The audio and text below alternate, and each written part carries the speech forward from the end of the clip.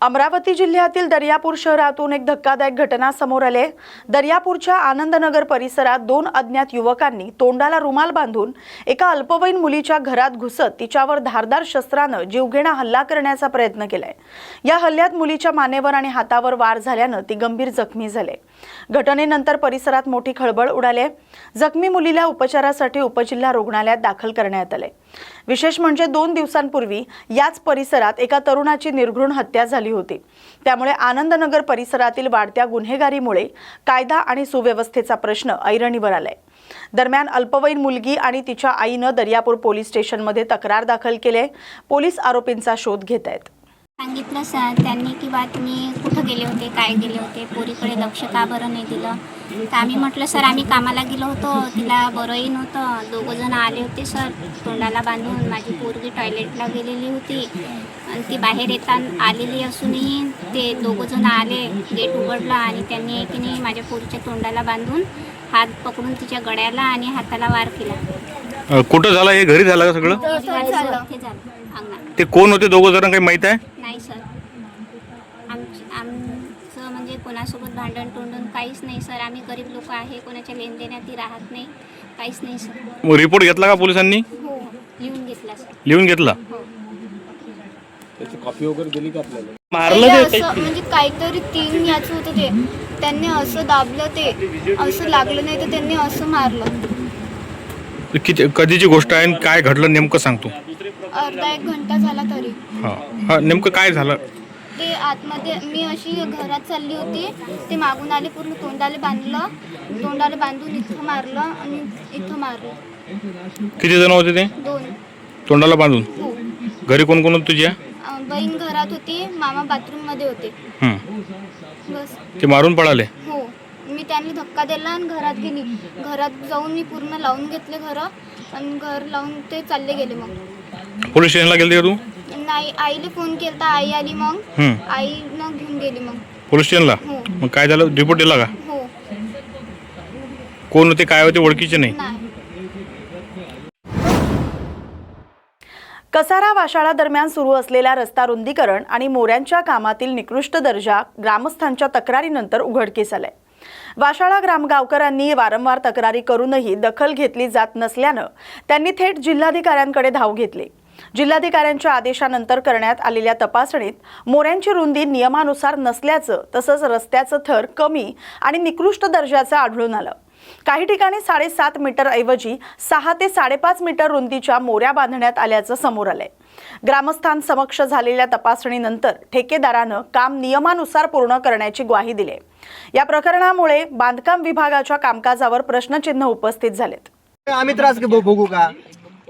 ठीक आहे, चेक करून घेतो। ते कॉन्ट्रॅक्टर पण सोबतच आहे, त्यांच्या बरोबर सूचना। तुम्ही रोज येता, मग चेक करायची काय? तुम्हाला माहिती आहे ना कुठे चुकलंय कुठे नाही? तुम्हीच आम्हाला बोलले ना का मी बाबा रोज येतो, आता काय 4-5 दिवस शुक्रवार बसून रजेवर होतो। तुम्ही जिथे जिथे चुक्या सांगितल्या ना, तुम्ही त्या लोकेशनला जाऊन चेक करून घ्या। पण या गोष्टी तुम्हाला माहिती पाहिजेत ना, आम्ही नागरिकांनी काय तुम्हाला सांगितलं? किती दिवसामध्ये होतील त्या पण घ्या करून। आणि दुसरा असा विषय, कॅमेरा चालू आहे, तुम्ही फील्डवर आल्यानंतर एस्टिमेट आणता का नाही आणत?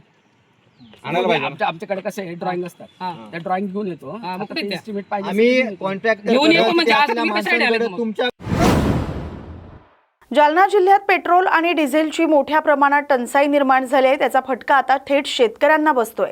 शेती कामासाठी आवश्यक असलेलं डिझेल उपलब्ध होत नसल्याने ट्रॅक्टर आणि मशागतीची कामं ठप्प झालेत। या संदर्भात जालना जिल्ह्यातील भोकरदन तालुक्यातील शेतकरी विकास जाधव आणि नारायण लोखंडे यांनी तहसीलदारांमार्फत जिल्हाधिकाऱ्यांना निवेदन दिले। येत्या 15 दिवसात पावसाळा सुरू होणार असल्याने मिरची लागवड आणि पेरणीची कामं रखडलेत। पेट्रोल पंप चालकांकडून कॅनमध्ये पेट्रोल डिझेल देण्यास नकार दिला जातोय, त्यामुळे इंजिन आणि फवारणी पंप चालवण्यास अडचणी निर्माण होत आहेत। त्यामुळे शेतकऱ्यांना शेती कामासाठी पेट्रोल आणि डिझेल मुक्त प्रमाणात उपलब्ध करून द्यावं अशी मागणी करण्यात आली। तसंच इंधन टंचाईवर तातडीने उपाययोजना न झाल्यास तीव्र आंदोलन छेडण्याचा इशाराही शेतकऱ्यांनी दिलाय। पेट्रोल भेटत नाही, शेतकऱ्यांना या ठिकाणी डिझेल भेटत नाही। शेतकऱ्यांना करायचं तरी काय?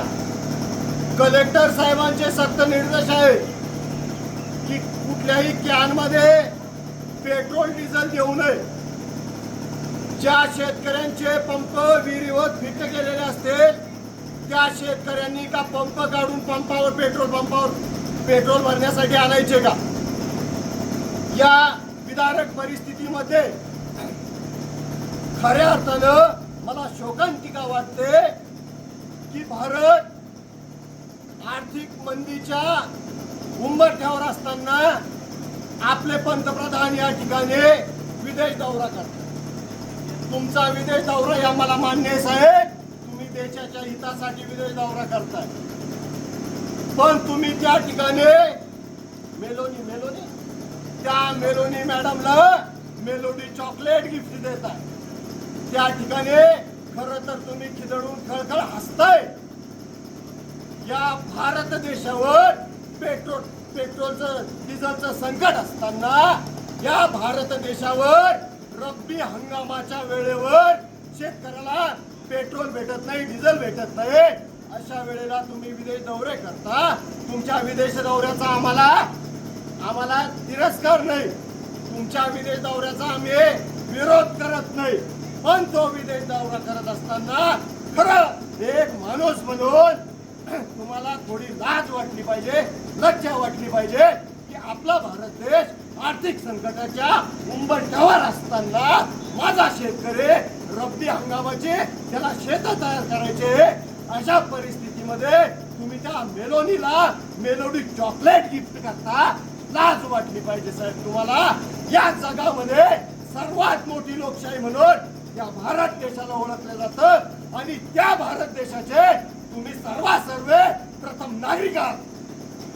अशा वेळेस तुम्हाला कितपत योग्य वाटतं, तुम्हाला हे कितपत शोभतं की माझा भारत देश या ठिकाणचा शेतकरी मरतोय, पेट्रोल पंपावर 5-5 किलोमीटरच्या रांगा या ठिकाणी लागल्या आणि तुम्ही विदेशात जाऊन टाकाळ काढताय.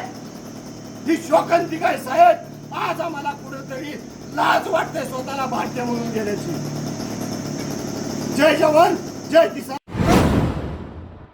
चोपडा वैजापूर रस्त्यानं 2 इसम गावठी कट्टा घेऊन चोपड्याकडे येत असल्याची गोपनीय माहिती चोपडा ग्रामीण पोलीस स्टेशनचे पोलीस निरीक्षक यांना मिळाली होती. त्यानंतर चोपडा वैजापूर रस्त्यावरील बोरा अजंटी गावाजवळील वन विभागाच्या नाक्याजवळ पोलिसांनी सापळा रचला. त्यावेळी वैजापूरकडून येणाऱ्या स्कूटीवरील 2 युवकांना थांबवून त्यांची झडती घेतली असता त्यांच्याकडून 1 गावठी कट्टा, 5 जिवंत काडतुस आणि 1 रिकामे मॅगझिन आढळून आलं. या प्रकरणी चोपडा ग्रामीण पोलीस स्टेशनमध्ये गुन्हा दाखल करण्यात आलाय. आरोपी अल्पवयीन असल्यानं त्यांना ताब्यात घेण्यात आलंय. त्यांच्याकडून 1 गावठी कट्टा, 5 जिवंत काडतुस, 1 रिकामी मॅगझिन, स्कूटर आणि मोबाईल असा एकूण 1,66,000 रुपयांचा मुद्देमाल जप्त करण्यात आलाय. प्रकरणावर काही कारवाई केलेली आहे या संदर्भात सविस्तर. काल 20/5/26 रोजी संध्याकाळी 8:30 वाजता सुमारास चोपडा ग्रामीणचे पोलीस निरीक्षक टाकसाहेब यांना एक इन्फॉर्मेशन मिळालेली होती. एका मोटरसायकलवर 2 इसम आहेत आणि ते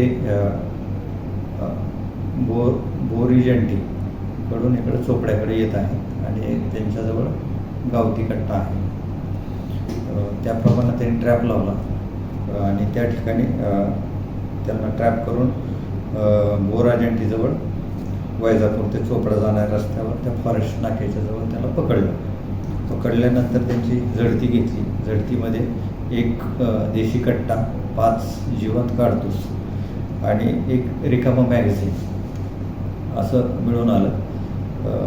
त्यांना ताब्यात घेतलेलं आहे. हे दोन्ही जे आहेत ते विधी संघर्ष बालक आहेत. त्यांचं वय 18पेक्षा कमी आहे. एकाचं नाव आहे शयान पटेल आणि दुसऱ्याचं नाव आहे वासिफ शेख. हे दोन्ही भुसावळचे राहणारे आहेत. त्यांना आम्ही ताब्यात घेतलेलं आहे आणि त्यांच्याकडून हे गावठी कट्टा, मॅगझिन, जिवंत काडतूस, तसंच त्याच्याजवळची मोटरसायकल, त्यांचे मोबाईल फोन्स असं सर्व मिळून 1,66,000 रुपयाचा मुद्देमाल जप्त केलेला आहे. गुन्हा दाखल झालेला आहे. यांनी हा कुठून आणला, कशासाठी घेऊन चालले होते याचा तपास आम्ही करत आहोत.